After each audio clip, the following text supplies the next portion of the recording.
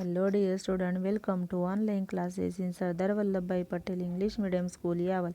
Myself Kundan Academies. Today we are going to learn how we came to be. Environmental Studies Part 2, Standard 5th. Chapter number 8, Beginning of Settled Life. इसमें हमको बहुत सारे point देखने हैं। पहला point है beginning of domestication of animals and agriculture, यानी पशुपालन और खेती की शुरुआत।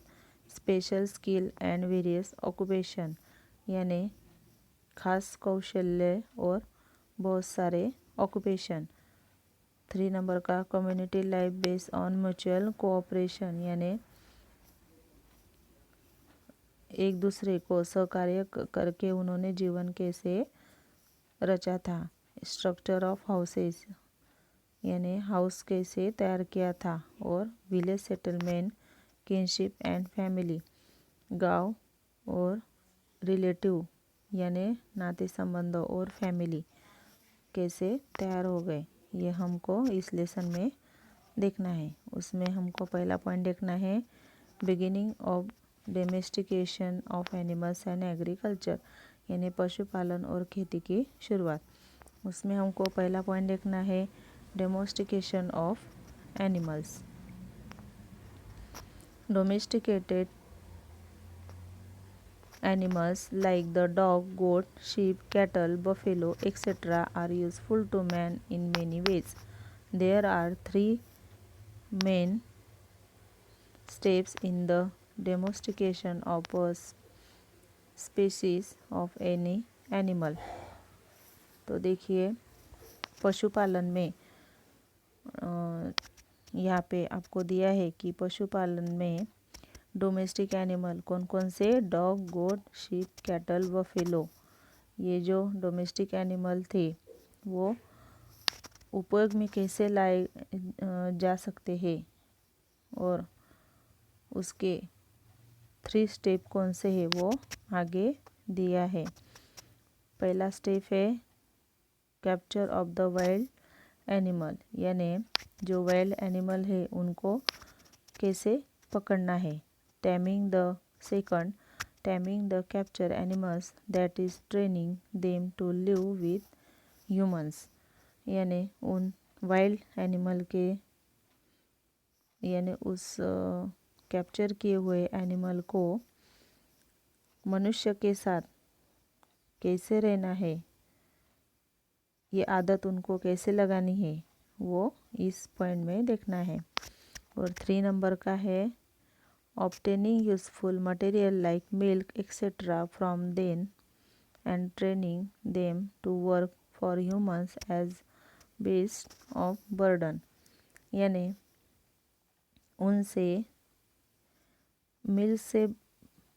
उनसे मिल्क कैसे लेना है और उस मिल्क से जो पदार्थ तैयार करते हैं वो कैसे तैयार करना और उनसे कैसे काम करवाना, ये सब ये 3 स्टेप इसमें दिए गए हैं।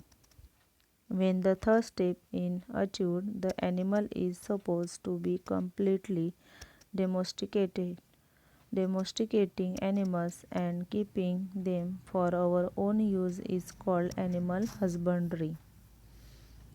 तो देखिए इसमें जो 3 नंबर का स्टेप है तो वो स्टेप मनुष्य साध्य कर सकता है, इसी को पशुपालन कहते हैं। In the 6th lesson when have seen that the dog was domesticated in the middle stone age. The dog is the first animal to have been domesticated. Dogs were used to help with hunting. The goat and sheep were domesticated next. तो देखिए 6 number के पाठ में lesson में हमने देखा था कि जो मध्यस्म युग का मानव था उसने डॉग का यूज़ कैसे किया था। तो वो शिकार करने के लिए डॉग का यूज़ करता था। डॉग के बाद फिर गोट और शीप का यूज़ वो करने लगा। देखिए यहाँ पे पिक्चर दिया है, ये है मॉडर्न बुल और ये है द वाइल्ड बुल, यानी ये डोमेस्टिक एनिमल है और ये वाइल्ड एनिमल है। तो अभी उसका यूज़ कैसे करता था ये मानो। अगला पॉइंट है एग्रीकल्चर यानी खेती। Archaeological evidence is available to show that agriculture first began about 11,000 years ago in Israel and Iraq. Women were credited to have started cultivation. They might have used pointed sticks to sow seed. Women in some tribes still sow seed by this method. In order to help dig deeper into soil, the seed was wetted using a perforated stone. तो देखिए 11,000 year साल पुरानी बात है। Israel और Iraq में यह बात घड़ी थी, यानी उस देश में खेती की शुरुआत करने लगे थे। और ये खेती की शुरुआत किसने की थी? वुमेन्स ने की थी। वो क्या करती थी, एक टोकदार लकड़ी लेते थे और उस लकड़ी से वो ज़मीन पे सीड्स गाड़ लिया करते थे। और अभी भी देखिए इस पिक्चर में दिया है आपको, ये है टोकदार लकड़ी और वो देखिए यहाँ पे नीचे दिया है इस तरफ कि वो औरतें कैसे पैरों से वो बीज उस लकड़ी से ज़मीन में गाड़ रहे थे। तो अभी भी जो आदिवासी लोग हैं, आदिवासी जमात है, तो उनमें अभी भी ये काम आपको करते हुए वो दिखाई देते हैं। In the previous lesson, we have learned that people had to stay in one place because of the nature of agriculture work. Agricultural production increased considerably after the plot pulled by animals came into use. तो देखिए पिछले lesson में हमने देखा था कि ये जो मनुष्य है वो खेती कैसे करता था, यानी वो नांगर कैसे बनाता था और वो नांगर का यूज़ करके वो खेती कैसे करता था, ये आपको यहाँ पे दिया है। इससे क्या करता था, वो ज़मीन के बीचों बीच वो ज़मीन के बीचों बीच ऐसे वो अंतर यानी डिस्टेंस करता था और उसमें वो सीड्स डालता था। Agriculture became the main source of livelihood. Now people began to worship nature and various deities for good crops. Essential things like sharing of agricultural tasks and water resource and the security of the village settlement gained importance. People in the village settlement established some rules and customs to manage these things. Thus, a special system based on agriculture came into existence. और देखिए फिर खेती करके वो मनुष्य खेती करने लगा, यानी उस प्लॉट से उस नांगर से वो खेती करने लगा और खेती ही करना उनका एक साधन बन गया था। फिर खेत में कैसे उत्पन्न प्राप्त करना है और लोगों के साथ कैसे व्यवहार करना है ये भी वो जानने लगा। फिर खेती का काम करना, उस खेती में जो बीज रोए हैं उसको पालने डालना, गांव का संरक्षण करना, ऐसे बहुत सारे काम वो आदमी सीख गया था, यानी वो इकट्ठे होकर सब मिलजुल कर वो ये काम करते थे।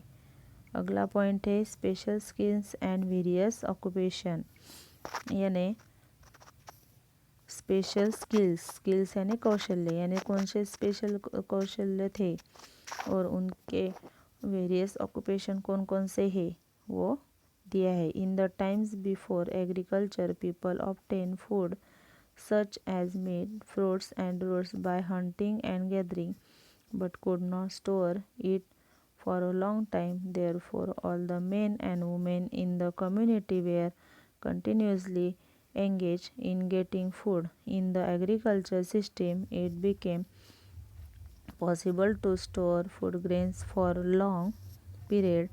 There was more food available than was needed by the community. Some women and men thus began to get spare time for experimentation and for using their natural creativity to develop special skill. फिर देखिए वो लोग खेती तो करने लगे, उसके साथ साथ शिकार करके फल और कंदमूल भी वो जमा करके अपना पेट भरते थे। उसके साथ साथ ये मनुष्यों यानी ये मेन और वुमेन अपने काम में दिन भर काम में रहते थे, काम करके अपना पेट भरते थे। उससे क्या हुआ, उस खेती में उनको ज़्यादा उत्पन्न मिलता रहा, उनके पास अन्न धान्य का साठा बहुत होता था। फिर वो समूह करके रहने लगे, यानी मिलजुल कर वो रहने लगे आपस में, वो एक दूसरे को ग्रेन्स बांटने लगे। फिर उसमें क्या हुआ, जब वो मिलजुल कर एक साथ रहने लगे तो उसमें वुमेन्स और मेन को अलग अलग बातें यानी वो अलग अलग बातों का वो खोज करने लगे, અને बहुत तरह के नए नए कौशल वो विकसित करने लगे। फॉर एग्जांपल देखिए यहाँ पे दिया है, ये वुमन क्या कर रही है, हाथों से पॉट बना रही है। Members with such special skill were given work based on the skills thus arose craft the like making earthen pot, beads, etc. It is believed that in the new stone age women made earthen pots and other earthen objects by hand. फिर देखिए इस तरह मिलजुल के वो काम करते रहे और बहुत सारे कौशल वो प्राप्त करने लगे, यानी नए नए कौशल का खोज वो करते रहे। फॉर एग्जाम्पल उन्होंने पॉट तैयार करना, बीड्स तैयार करना, ऐसे बहुत सारे काम का खोज लगा लिया और मिट्टी से वो क्या करने लगे, घर में जो बर्तन यूज़ करते हैं वो बर्तन अपने हाथों से ही वो बनाते रहे। 3 नंबर का पॉइंट है community life based on mutual cooperation, यानी मिलजुल कर रहने से आपस में वो एक दूसरे को क्या सहकार्य करते थे। The farmers in the village settlement were now producing surplus food. They needed skilled craftsmen for tasks like making agricultural implements and repairing them. Such craftsmen were paid in the form of food grains or other articles. The craftsmen needed to obtain their raw material from long distances. The price of this raw material was also paid in the form of food grains, articles, etc. Thus, the barter system of buying and selling was established. तो देखिए आपस में मिलजुल कर वो क्या करने लगे, खेती भी करने लगे। खेती में बहुत सारा अनाज भी वो खेती से उनको बहुत सारा अनाज मिलता रहा। फिर खेती में जो हत्यारे उनको लगते थे वो हत्यारे भी वो उनके हाथों से बनाते थे और बहुत ऐसे कुशल कारीगर भी उनको मिलते थे वो काम करने के लिए।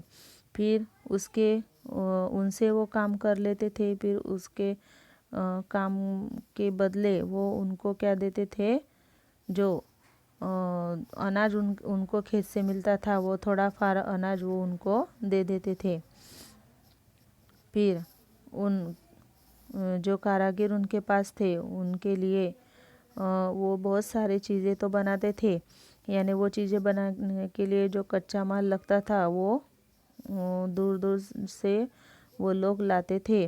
और ये कच्चा माल उनको कहाँ से मिलता था, यानी उसकी कीमत वो अनाज में ही गिनते थे। एक दूसरे से अनाज देकर, एक दूसरे से चीज़ें लेकर वो कीमत चुकाते थे।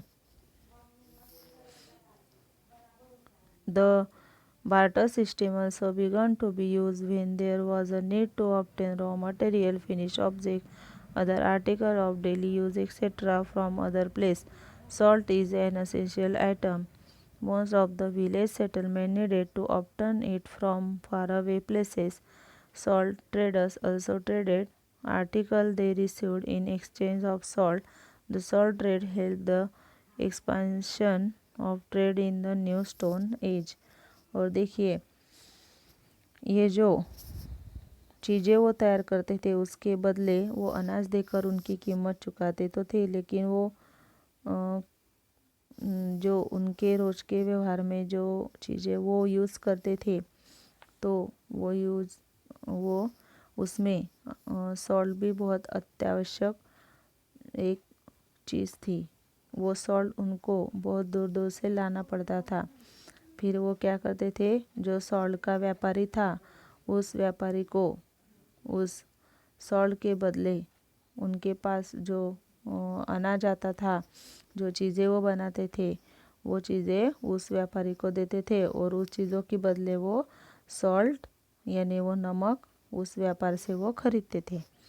The village community made rules for mutual cooperation in the order to keep this system of trade and distribution of resources running smoothly. People responsible for the implementation of these rules became the chief of village settlements. The chiefs were also entrusted with the protection of the village. This is how the village administrative system came into being. Evidence of protective walls and moats around the village settlement of the New Stone Age has been found in excavations. These walls were built to protect the village settlement from floods, wild animals, and outsiders who stole the village cattle. फिर ऐसे करके गांव में जो व्यापारी लोग थे वो आपस में साधन संपत्ति की देवान घेवान करके एक दूसरे को देकर वो माल खरीदते थे। जिसको जिस चीज़ की ज़रूरत पड़ती थी वो चीज़ लेने के लिए वो अपने पास जो चीज़ वो बनाते थे उसके बदले वो चीज़ देकर उनसे वो दूसरी चीज़ वो खरीदते थे। ऐसे ही आगे जाकर चलता रहा। फिर आगे जाकर सबने एक उनका गांव सेटल कर लिया। अगला पॉइंट है स्ट्रक्चर ऑफ हाउसेस, यानी हाउस की रचना। The houses at the beginning of the new stone age were made of wattle and daub. The wall were screens woven from sticks or bamboo, plastered with mud or cow dung. Later, the population of the village settlement grew because food was available in plenty. The village settlement became permanent and expanded. देखिए फिर उनका घर कैसे बांधते थे वो, नवाश्म युग में वो हाउस लकड़ियों का तैयार करते थे। और वो कैसे तैयार करते थे, लकड़ियों यानी जो लकड़ियाँ थी उस लकड़ियों का यूज़ करके, ग्रास का यूज़ करके वो अपना घर बनाते थे। फिर कुछ दिनों बाद उन्होंने जो कच्ची ईंट थी वो कच्ची ईंट से वो अपना घर तैयार करने लगे। फिर उस पर काऊ डंग यानी क्या, शेणखत, उस पर वो काउडंग लगाते थे, मड लगाते थे। Still later, people began to build quadrangular houses of sun-dried brick. Some houses appear to have had more than one room. The houses were built very close to each other. Regional differences are seen in the styles of construction houses depending on the local climate. फिर आगे जाकर का क्या हुआ, वो अपना घर अच्छी तरह तैयार करने लगे। बाहर का जो हवामान था उस हवामान से बचने के लिए वो तरह तरह के हाउसेस तैयार करने लगे। अगला पॉइंट है village settlement, kinship and family, यानी गांव, नाते संबंध और कुटुंब। It appears from the plans of the houses and the village settlement that people staying there belong to a single clan. It means that they were all related to one another. Thus, the entire village settlement was an extended family. People living in the house, one house, were close relations, but they were also members of the extended village family. फिर देखिए गांव कैसे तैयार हो गया, घर तो तैयार हो गया, उसके साथ साथ सब पास पास अपने घर बनाकर रहने लगे। फिर वो सारे घर एक दूसरे का देखकर वो घर बनाते रहे और ऐसे इससे क्या हुआ, पूरा एक गांव तैयार हो गया। गांव में बहुत सारे रिलेटिव तैयार हो गए, एक दूसरे के रिलेटिव तैयार हो गए। फिर उस रिलेटिव से एक फैमिली तैयार हो गई, यानी कुटुंब तैयार हो गया। और dead person was buried either in the house और in the country yard. Perhaps the idea was that the person born with the family should not get cut off even after death. Families would also bury various articles with the dead person for them to use even after death. फिर वो क्या करते थे, उनके family का जो आदमी गुजर जाता था उस आदमी को घर में नहीं तो घर के आंगन में जमीन में गाड़ लेते थे, यानी उस व्यक्ति का जो संबंध था फैमिली से वो कभी भी टूटना नहीं चाहिए। इस उद्देश्य के लिए वो उसी घर में उस गुजरे हुए व्यक्ति को गाड़ते थे।